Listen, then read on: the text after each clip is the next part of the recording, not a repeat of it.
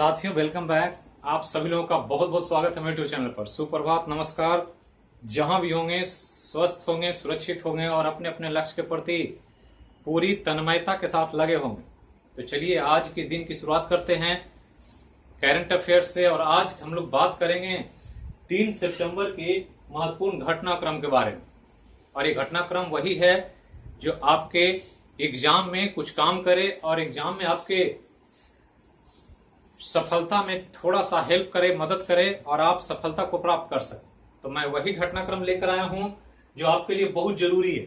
ये ध्यान रखना, हम बार बार कहते हैं कि घटनाएं बहुत सारी घटती है, लेकिन उसमें छांटना एक बड़ा काम है। जैसे हमने कहा था कि हंस को दूध और पानी दिया जाए तो दूध पी देता है, पानी को छोड़ देता है। तो वही नजरिया, वही पारखी नजर होनी चाहिए कि आप कैसे इंपॉर्टेंट चीजों को ढूंढ लेते हैं। पारखी नजर बहुत जरूरी है हर सेक्टर में, तो ये ध्यान रखना है। अब करंट अफेयर में जो इंपॉर्टेंट है 3 सितंबर का, जो मैंने कलेक्ट कर दिया, ज्यादा तो नहीं लेकिन 5 बड़े न्यूज हैं जो आपको इस पर नजर रखना है। तो चलिए शुरू करते हैं। जो भी पहली बार देख रहे हैं, इस करंट अफेयर के क्लास के लिंक को अपने अपने ग्रुप में जरूर शेयर करें, अपने टीम को बड़ा करें, ताकि आप अपने क्षमता का आकलन कर सकें। भीड़ से अलग खुद को एस्टेब्लिश करने का एक बड़ा माध्यम है। इस टीम जितना बड़ा होगा उतना ही आपकी क्षमता का आकलन उतना अच्छा होगा। तो चलिए शुरू करते हैं। पहला एक बड़ा न्यूज है भारत और रूस के बीच। तो भारत और रूस के बीच अंडमान सागर, ये ध्यान रखना, में एक सैन्य अभ्यास होने वाला है, इंदिरा 2020 के नाम से। तो ये ध्यान रखना, बार बार पूछता है सैन्य अभ्यास एग्जाम में। तो इंदिरा 2020 किसके किसके बीच? भारत और रूस के बीच। कहां होगा? अंडमान सागर। और ये द्विपक्षीय नौसैनिक अभ्यास है, मतलब नेवी का ये एक बड़ा प्रैक्टिस सेशन होगा, जिसमें भारत और रूस के नौसेना आपस में प्रैक्टिस करेंगी। और ध्यान रखना, जगह को ध्यान देंगे, अंडमान सागर में। और ये अंडमान सागर में जो जगह है, ये ध्यान रखना है, यह मलक्का जल संधि के करीब, ये बहुत इंपॉर्टेंट लोकेशन है और इसलिए मैंने इसको आपके लिए कलेक्ट किया। तो मलक्का जल संधि क्या है, हम पढ़ते हैं ज्योग्राफी में कि एक ऐसा जल संधि है जो इंडोनेशिया मलेशिया को अलग करता है और साथ ही 2 सागर को जोड़ता है, अंडमान सागर। और अंडमान सागर को जोड़ देता है किससे? तो दक्षिणी चीन सागर से। तो ये ध्यान रखना है, यही 2 बड़े सागर को जोड़ने का काम करता है। यही जल संधि के पास यह अभ्यास होने वाला। आपको पता होगा कि साउथ चाइना सी बहुत चर्चा में अभी चीन यहाँ पर अपनी सेनाओं को बढ़ा रहा है और अपनी सेनाओं को इकट्ठा करके एशिया प्रशांत महासागर में दबाव बनाना चाहता है। जो आप देख रहे हैं क्या तनाव की स्थिति है भारत और चीन के बीच। तो इसी के संदर्भ में ये मलक्का जल संधि के साथ के पास ये इंदिरा 2020 सैन्य अभ्यास होने वाला है नौसैनिकों के लिए। भारत और रूस के बीच है, अंडमान सागर में, मलक्का जल संधि के बीच। इंडोनेशिया मलेशिया का जो कनेक्टिंग है, जो अंडमान सागर दक्षिणी सागर को जोड़ता है, उसी के आसपास ये होगा। तो ध्यान रखना है। जबकि हमने कल के करंट अफेयर में बताया था कि रूस के साथ कावकाज 2020 सैन्य अभ्यास से भारत ने खुद को अलग कर दिया, क्योंकि उसमें चीन शामिल हो गया था। तो चीन जहां होगा, तनाव की स्थिति में चीन के साथ भारत कोई भी काम करना नहीं चाह रहा है। तो ध्यान रखना है। जबकि उसी रूस के साथ इंदिरा 2020 का द्विपक्षीय है, यहाँ पर 2 ही पक्ष है, भारत और रूस, इसके अलावा कोई और नहीं है। इसलिए भारत ने इसमें शामिल होने का अपना योजना पर कार्य कर रहा है। तो ध्यान रखना है। अब आगे चलें तो दूसरा न्यूज है बहुत इंपॉर्टेंट, GII 2020, बहुत इंपॉर्टेंट है।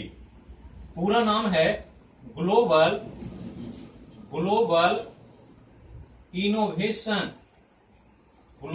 Innovation index. ये ध्यान रखना, ये हर साल जारी होता है और ये है 2020 का। तो ग्लोबल इनोवेशन इंडेक्स, जिसको कहते हैं वैश्विक नवाचार सूचकांक, और इसके द्वारा दुनिया की बड़ी बड़ी सभी अर्थव्यवस्थाओं का एक सूची जारी होता है। तो ध्यान रखना, और हर साल जारी होता है कि अर्थव्यवस्था किस स्थिति में है, अर्थव्यवस्था ग्रो कर रही है, अर्थव्यवस्था खराब हो रही है। इसके द्वारा ये पता चलता है कि किस देश का सिचुएशन कैसा है। तो यहां पर ध्यान रखना, GII 2020 ग्लोबल इनोवेशन इंडेक्स 2020 का जो सूची जारी हुआ है, उसमें भारत को 48वां स्थान दिया गया है। ध्यान रखना, 48 पोजीशन पर है। जबकि यही 2019 की बात करें तो 2019 में भारत 52वें स्थान पर है।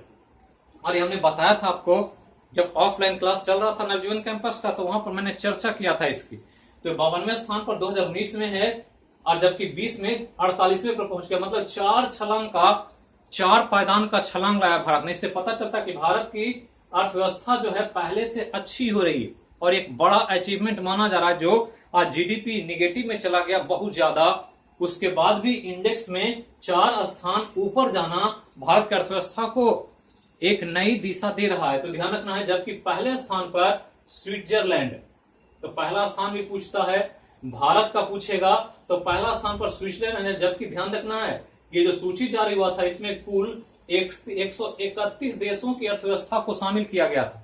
131 में भारत 48वें पर, जबकि स्विट्जरलैंड पहले स्थान पर, दूसरे स्थान पर स्वीडन है, तीसरे पर अमेरिका है, चौथा पर ब्रिटेन है, और 5वां पर नीदरलैंड है। तो ध्यान रखना है, पहला इंडिया का स्थान ध्यान रखना है। तो नवाचार जो अर्थव्यवस्था में नए नए चीजें आती है उसके आधार पर यह इंडेक्स जारी होता है। तो ध्यान रखना, जीआई 2020 बहुत इंपॉर्टेंट है, बार बार पूछा जाएगा। एक दुखद न्यूज है 3 सितंबर को, और ये न्यूज आया मेडिकल क्षेत्र से कि भारत की पहली महिला कार्डियोलॉजिस्ट, ये ध्यान रखना, नाम है डॉक्टर एस पद्मावती, का निधन हो गया, जो 103 साल की थी। काफी लंबी उम्र इन्होंने जिया और अपना एक अद्भुत अचीवमेंट को शो किया। दुनिया में नहीं, भारत की पहली कार्डियोलॉजिस्ट है। मतलब भारत में महिला के डॉक्टर के श्रेणी में ऐसे डॉक्टर जो हृदय का इलाज करती हो, और ये पहली महिला कार्डियोलॉजिस्ट के रूप में इस डॉक्टर एस पद्मावती को याद किया जाता है। इन्होंने ही ऑल इंडिया हार्ट फाउंडेशन की स्थापना भी किया था। तो ध्यान रखना, याद रखना है, आने वाले समय में पूछ सकता है। ऑल इंडिया हार्ट फाउंडेशन का स्थापना भी किया इन्होंने, तो इसको ध्यान रखना है, जो आपसे कभी कभी पूछा जा सकता है।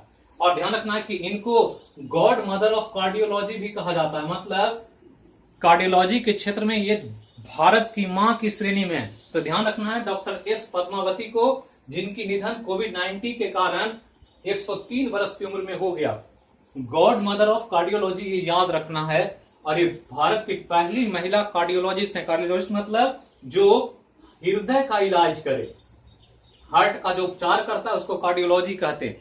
तो कार्डियोलॉजिस्ट के रूप में महिला में इनका नाम सबसे ऊपर है भारत के श्रेणी में, ध्यान रखना। अब एक न्यूज है मीडिया से संबंधित, बहुत इंपॉर्टेंट। अबीक सरकार, नाम याद रखना है, जिनको पीटीआई का नया अध्यक्ष बनाया गया है। PTI, press trust of India इसका नाम है, ये ध्यान रखना है, प्रेस ट्रस्ट ऑफ इंडिया। ये बहुत इंपॉर्टेंट है, क्योंकि आज जानते होंगे कि मीडिया को देश का चौथा स्तंभ कहा जाता है। मीडिया जिधर चलती है देश उधर चलने लगता है। आज देख रहे हैं सुशांत सिंह राजपूत के केस को मीडिया ने किस हद से कहां पहुंचा दिया। आज स्टूडेंट का जो चल रहा है एसएससी रेलवे को लेकर, मीडिया में उसका काफी सोशल मीडिया में काम हो रहा है। तो मीडिया देश की दिशा को तय करता है, और उसमें सबसे बड़ी समाचार एजेंसी है पीटीआई। और इस पीटीआई के नए अध्यक्ष बने अबीक सरकार, जो एबीपी के उपाध्यक्ष हैं। एबीपी नाम सुनते होंगे, टीवी पर न्यूज आता है एबीपी, ये ध्यान रखना है। तो एबीपी के उपाध्यक्ष हैं, और इन्हीं को प्रेस ट्रस्ट ऑफ इंडिया का नया अध्यक्ष चुना गया, ये ध्यान रखना है। और एबीपी बहुत इंपॉर्टेंट है, जो आपको कभी कभी पूछा जाएगा, तो ध्यान रखना है, जिसका पूरा नाम आनंद बाजार ग्रुप ऑफ पब्लिकेशन है। तो आनंद बाजार ग्रुप ऑफ पब्लिकेशन, एबीपी का पूरा नाम भी याद रखना है। तो एबीपी का पूरा नाम आनंद बाजार ग्रुप ऑफ पब्लिकेशन, ये पूरा नाम है, ध्यान रखना है, आनंद बाजार ग्रुप ऑफ पब्लिकेशन, इसी के ये पब्लिकेशन, ये ध्यान रखना है। और इसी के ये उपाध्यक्ष हैं, जिनको नए अध्यक्ष के रूप में प्रेस ट्रस्ट ऑफ इंडिया का चुना गया है। जबकि इसके पहले पंजाब केसरी के उपाध्यक्ष इसके अध्यक्ष हुआ करते थे, जो आप उनकी कार्यकाल समाप्त हो गई, और नए अध्यक्ष अभी सरकार बने हैं, तो चर्चा में है, ये ध्यान रखना है इनको। आगे चलें तो एक नया न्यूज है साइंस के क्षेत्र से। आईआईटी मुंबई, जो अभी टेक्नोलॉजी इंस्टीट्यूट में भारत का एक बड़ा प्रतिष्ठित इंस्टीट्यूट है। आईआईटी मुंबई के छात्र ने चीनी ऐप, जो चीनी ऐप पर प्रतिबंध लग रहा है, पहले 59 पर लगा, फिर 118 पर लग गया, तो बहुत सारे चीनी ऐप को बैन कर दिया भारत सरकार ने। और उसी में एक चीनी ऐप था कैम स्कैनर, जिसका बहुत इस्तेमाल करते थे, हम लोग भी करते थे, डॉक्यूमेंट्स को स्कैन करना पिक्चर को क्लियर करना, ये सब काम कैम स्कैनर करता था। तो कैमरा भी था और स्कैनर भी था, ये ध्यान रखना, जिसको ऐप बंद कर दिया गया भारत सरकार के द्वारा। तो कैम स्कैनर का विकल्प विकसित कर लिया आईआईटी मुंबई के छात्रों ने, और जिसका नाम रख दिया AIR स्कैनर। तो ये भारतीय ऐप है और ये बिल्कुल मुफ्त है, आप प्ले स्टोर से इसको डाउनलोड कर सकते हैं और कैम स्कैनर के जगह इसका आप इस्तेमाल कर सकते हैं। और ये एक आत्मनिर्भर भारत के योजना में या मिशन में एक बड़ी भूमिका निभाने वाला है AIR कैम स्कैनर, जिसका निर्माण किया 2 लड़के ने, रोहित कुमार चौधरी, ये ध्यान रखना है, रोहित कुमार चौधरी और साथ ही कविन अग्रवाल। तो ये ध्यान रखना है, इन्हों दोनों ने मिल करके इस ऐप को डेवलप किया। आईआईटी मुंबई के ये छात्र हैं और ये इन्होंने ही इस चीनी ऐप कैम स्कैनर के एक विकल्प के रूप में AIR स्कैनर को शुरू किया। तो इसी को देखें, आज के लिए बहुत इंपॉर्टेंट है, ऐसे न्यूज हैं जो एग्जाम में बार बार पूछे जाने की संभावना होती। तो फिर मिलते हैं आगे की क्लास में नए विषय के साथ। शाम में बायोलॉजी का क्वेश्चन आवर होने की संभावना है, ध्यान रखना है। तो क्वेश्चन आवर के लिए रेडी रहें। टेस्ट बहुत इंपॉर्टेंट है, परीक्षा से ही परिष्कृत होता है, जिसको तरासेंगे वही चमकेगा। तो इस रूप में ध्यान रखें। तो जहां रहें स्वस्थ रहें, सुरक्षित रहें, बिल्कुल मस्त रहें, आपका दिन मंगलमय हो, शुभ हो। फिर मिलते हैं शाम के क्लास में। Thank you.